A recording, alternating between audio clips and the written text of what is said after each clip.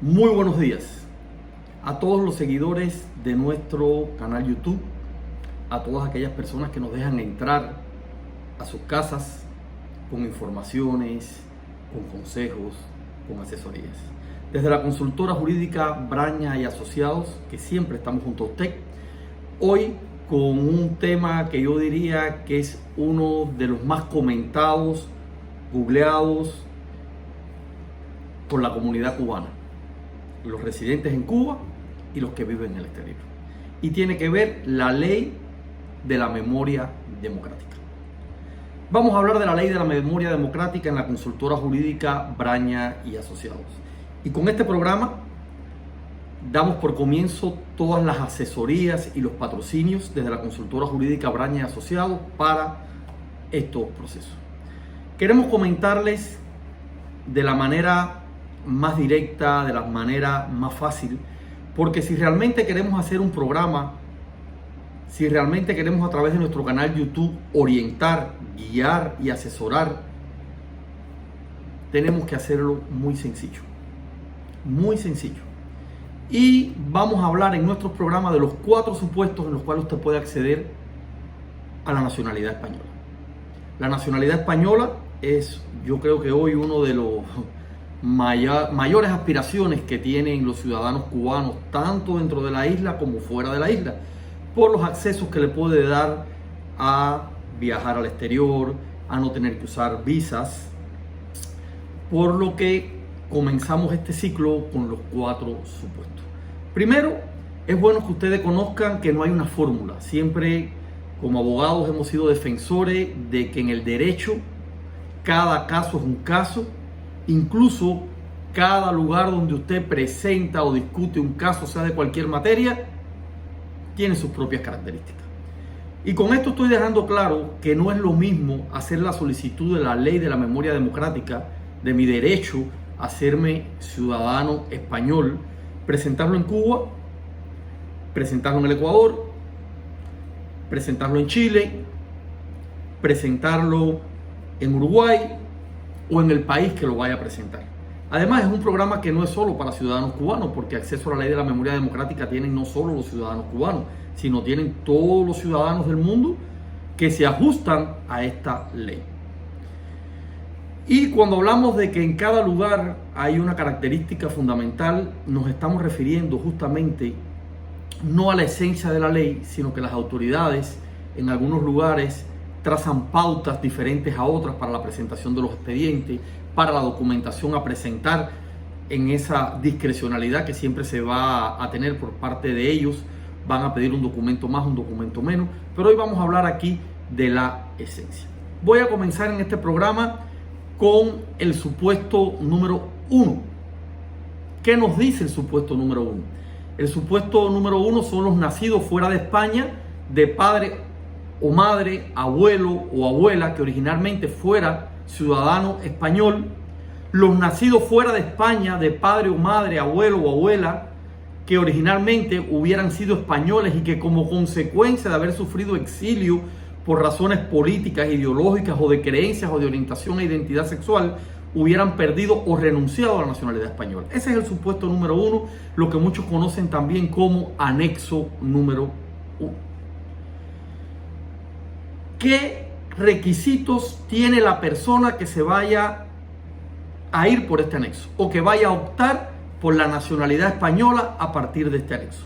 Bueno, requisito es muy sencillo. 6 requisitos fundamentales. Este es un proceso que no lleva gran documentación, un proceso que no lleva, hablando en el argot popular, grandes enredos. No. Por eso lo queremos hacer muy sencillo. Los 5 requisitos son: número 1, el anexo número 1 debidamente cumplimentado y firmado. Es el primer documento que usted va a poner en su expediente. Número 2, el documento que acredite la identidad del solicitante. Número 3, certificado literal de nacimiento del solicitante expedido por el registro civil local en que conste inscrito o inscrita. Número 4, certificación literal de nacimiento del padre, madre, abuelo o abuela del solicitante que originalmente hubieran sido españoles, según el caso. Claro, si usted lo va a hacer por su papá, usted lo que necesita es del papá. Si lo va a hacer por su mamá, de la mamá. Si lo va a hacer de los abuelos, necesita también lo de los abuelos. Número 5. Si la solicitud que se formula es como nieto o nieta de abuelo o abuelo originalmente español, más o menos lo que veníamos explicando en el punto anterior, el certificado literal de nacimiento del padre o la madre que corresponda también hay que ponerlo. Es decir, en este caso usted va a tener el certificado suyo como solicitante, el certificado de mamá o papá según corresponda con ese abuelo en la línea de consanguinidad y el certificado de ese abuelo o abuela. Y el punto número 6 o el documento número 6 que usted va a poner en su expediente es la acreditación de la condición de exiliado del padre, de la madre o de la abuela. Solo esos 6 documentos usted va a poner en ese expediente que usted va a presentar, siempre y cuando usted se acoja a ese supuesto número 1. Bien, vamos a explicar ahora cómo usted prueba la condición de refugiado, porque indiscutiblemente es una de las preguntas que más nos han hecho. ¿Cómo pruebo la condición de refugiado de mi papá? ¿Cómo pruebo la condición de refugiado de mi abuelo? Generalmente estos procesos, cuando se hacen en base a los abuelos, se busca probar la condición de refugiado. Bueno, para usted probar la condición de refugiado del abuelo, usted va a presentar uno de estos 3 documentos que le vamos a decir. Uno de los 3. Con uno de los 3 usted logra probar que su abuelo fue un refugiado. Recordemos todo que la ley de la memoria democrática es una ley de reparación. No es una ley en la cual usted va a optar indiscutiblemente por la ciudadanía por otro supuesto que no sea la reparación. Es una reparación integral a todas aquellas personas que fueron violados sus derechos durante la dictadura franquista. Es lo que plantea la ley. Estamos hablando de la ley. Bueno, ¿con qué documentos usted va a probar la condición de refugiado? Uno de ellos. O el documento que acredite haber sido beneficiario de las pensiones otorgadas por la administración española a los exiliados, que prueba directamente y por sí solo el exilio. Es decir, si usted tiene un documento de su abuelo donde pruebe que él recibía pensión, que era beneficiario de una pensión por la administración española por ser exiliado, ya usted pone ese documento. El documento número 2, documentación de la Oficina Internacional de Refugiados de las Naciones Unidas y de las oficinas de refugiados de España, de acogida de los refugiados y de sus familias. Documento número 3, certificaciones o informes expedidos por partidos políticos, sindicatos o cualquier otra entidad o institución pública o privada debidamente reconocida por el Estado español, por supuesto, que acogieron a exiliados que estén relacionadas con el exilio, bien por haber padecido el exilio de sus integrantes, por haberse destacado en la defensa y protección de los exiliados españoles, por trabajar actualmente en la reparación moral y recuperación de la memoria personal y familiar de las víctimas de la guerra civil o la dictadura. Ese es otro de los documentos. Es decir, que usted va a demostrar, y con esto dejo sellado para no complicar en directas de 3 horas, de 4 horas, y si esto, no. Uno de esos 3 documentos le va a probar a usted, uno de los 3 documentos le va a probar a usted que su abuelo era exiliado, que su abuela era exiliada, o que su padre era exiliado. Uno de los 3. Ahora, en el caso del apartado 2 y el apartado 3, cuando hablamos de la documentación de la Oficina Internacional de Refugiados o de las certificaciones o informes pedidas por los partidos políticos, por las organizaciones de atención a los refugiados, usted debe, junto con ese documento, usted debe presentar el pasaporte o título de viaje con sello de entrada al país de ese abuelo, abuela, padre, madre, la certificación de matrícula de la oficina consular española de ese abuelo, abuela, padre o madre, porque recuerden que estamos hablando de cómo demostrar que era exiliado. La certificación del registro civil consular que acredite la residencia en el país de acogida. Para eso podemos tener certificaciones de matrimonio, inscripciones de nacimientos de hijos, inscripciones de defunción, entre otras que pueden servir para acreditar esto. La certificación del registro civil local del país donde se exilió, que acredite haber adquirido la nacionalidad de dicho país. Y la documentación de la época del país de acogida en que conste el año de la llegada a dicho país o la llegada al mismo por cualquier medio de transporte. Es decir, estos son documentos que usted va a presentar también como prueba en caso de que usted presente el apartado 2 y 3 que le estuvimos hablando. Es decir, en caso que usted no demuestre una documentación que acredite que su abuelo, abuela, padre o madre que está tratando de acreditar que son exiliados haya sido beneficiario de pensiones otorgadas a las personas que estaban en el exilio, usted con cualquiera de los otros dos documentos va a tener que demostrar también poner estos documentos para completar su expediente. Hay algo que es importante que se conozca. Se presumirá siempre la condición de exiliado de aquellos españoles que salieron entre el 18 de julio de 1936 y el 31 de diciembre de 1955. Es decir, todo el que tiene una fecha de salida y puede demostrar entrada a otro país con esa fecha, sea por registro consular, sea por inscripciones, como hablamos en los registros civiles de esos países, sea por obtención de la nacionalidad de otro país, entre el 18 de julio de 1936 y el 31 de diciembre de 1955 ya se presume que es exiliado. Asimismo, la condición de exiliado se acredita cuando se ha producido entre el 56 y el 78, entre el 1 de enero de 1956 y el 28 de diciembre de 1978. Usted va a tener dos opciones. Una es revisar la primera fecha. Si está dentro de la primera fecha porque su familiar consanguíneo por el cual usted va a optar por la nacionalidad salió de España entre el 18 de julio de 1936 y el 31 de diciembre de 1955 y usted lo logra demostrar, ya se presume que es exiliado. Ahora, si no lo hizo en esa fecha y lo hizo entre el 1 de enero de 1956 y el 28 de diciembre de 1978, entonces usted va a utilizar también toda la documentación que hablamos anteriormente para probar la condición de refugiado y ya usted tiene completo su expediente. Este es el supuesto número 1. Ahora, algunas consideraciones generales de los procesos. ¿Dónde yo presento el proceso? Bueno, el proceso se va a presentar personalmente en el registro civil del domicilio del interesado, junto con una fotocopia de la solicitud. Es decir, usted siempre va a llevar la fotocopia junto con el expediente, porque a usted le van a sellar su fotocopia y usted ya le queda constancia de que usted presentó el expediente. Cuando hablamos del registro civil, estamos hablando del consulado donde usted vive.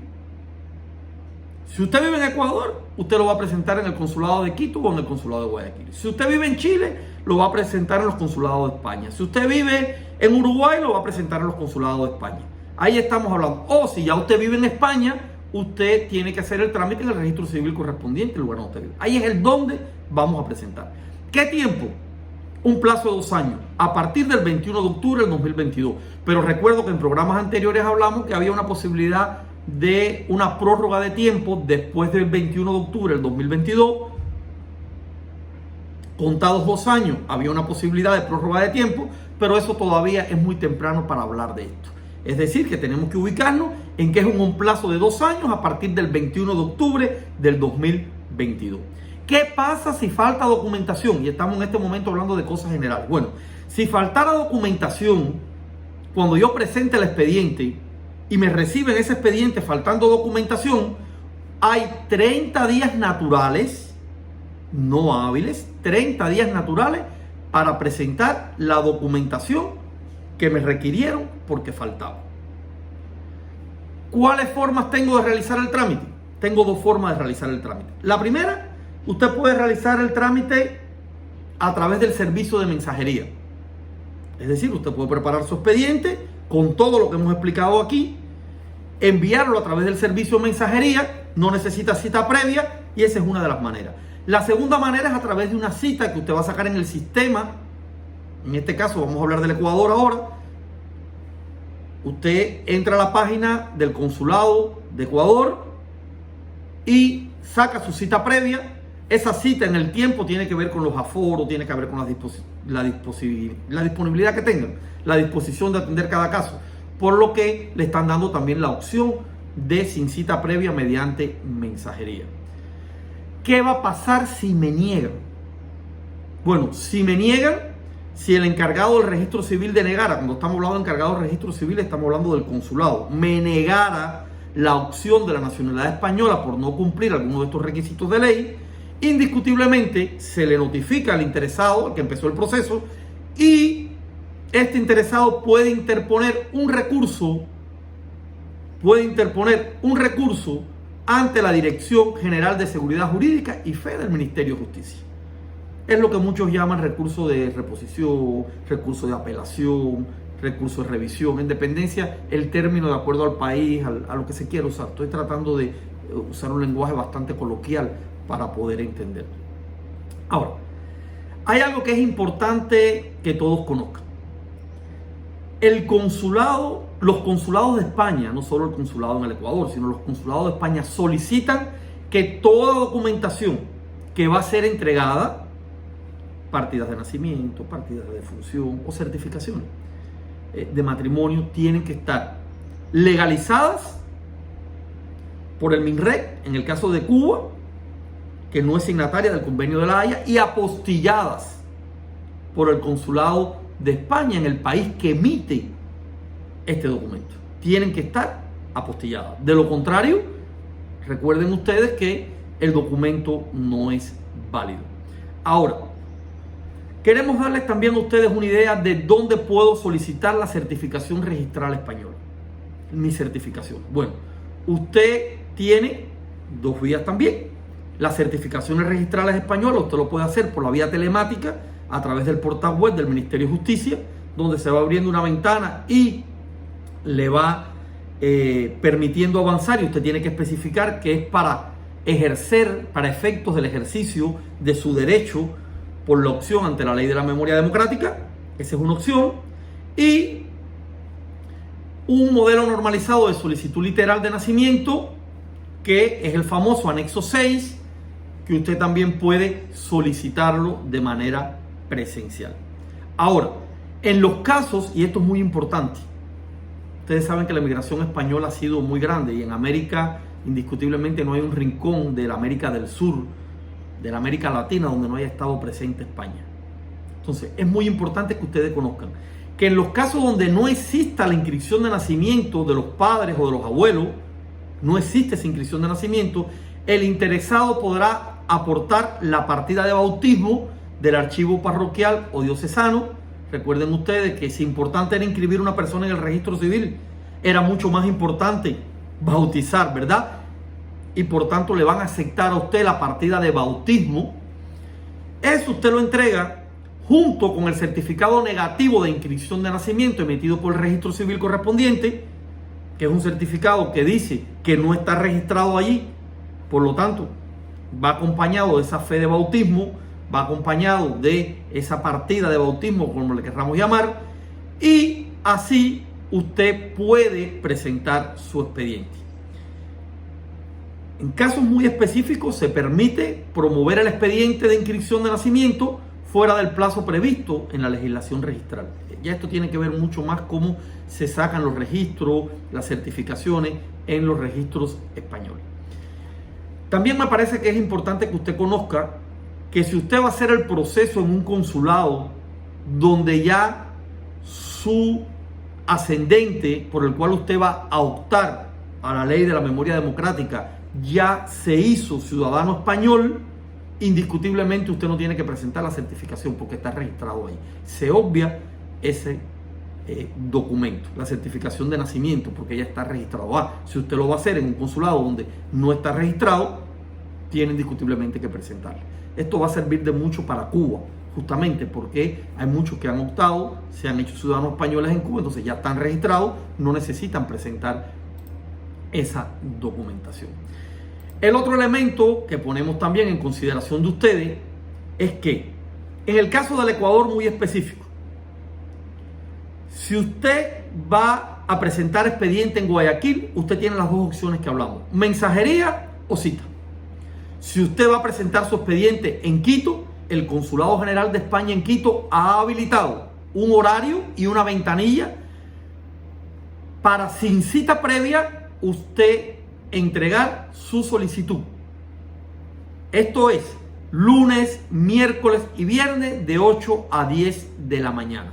Y allí usted puede presentar. Y esto está habilitado desde el 14 de noviembre.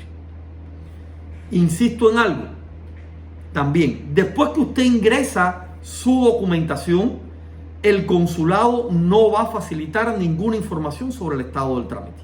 No va a responder correos electrónicos solicitando información, no va a atender esto. Va a procesar, pero no le va a ir actualizando de cómo está el trámite. Queremos compartirle también, ya para cerrar este programa, algunas preguntas que de manera general hemos podido acceder, como por ejemplo el tema de las tildes, si constituyen o no errores a la hora de presentar la documentación. Bueno, lo primero es que las tildes no son consideradas errores subsanables, pero dependerá del criterio que tenga cada oficina consular. El otro elemento es que las partidas de nacimiento española en principio tienen un periodo de validez de 3 meses. Bien. Es bueno también que ustedes conozcan que en el caso muy específico de la ley de la memoria democrática, la ley de la memoria democrática no regula la solicitud de nacionalidad post-mortem. No la regula. Desafortunadamente es así. No va a regular la post-mortem, la solicitud de nacionalidad. Por lo tanto, si un abuelo era español, ¿verdad? O un tatarabuelo era español y mi abuelo no se hizo ciudadano español y ya está fallecido, no puedo hacerlo porque no habla de post-mortem. Eran algunos elementos que queríamos consultar con ustedes. Yo pienso que este tema de la ley de la memoria democrática es muy amplio, tiene un espectro bastante abierto. Hemos dado aquí el ABC en este programa, pero un ABC con el cual usted puede presentar su proceso, un ABC que le va a permitir a usted avanzar. En el caso de hoy hemos hablado del supuesto número 1, o lo que se conoce como anexo número 1, los nacidos fuera de España de padre o madre, abuelo o abuela, que originalmente hubieran sido españoles, y los nacidos fuera de España de padre o madre, abuelo o abuela, que originalmente hubieran sido españoles y que por consecuencia de política, ideología, orientación sexual o creencia religiosa tuvieron que sufrir exilio. Desde la consultora jurídica Braña y Asociados, siempre junto a usted, para acompañarlo, para asesorarlo, para ayudarlo. No hay cosa más importante y que nos llene más de satisfacción en esta consultora jurídica que poder ayudar a un ciudadano. Los derechos no nos los tiene que dar nadie. Los derechos nacemos con ellos. Los adquirimos desde que venimos al mundo como seres humanos. Ya estamos abiertos a las asesorías, ya estamos abiertos a los patrocinios de casos desde la consultora jurídica Braña y Asociados, siempre junto a usted. Dios los bendiga.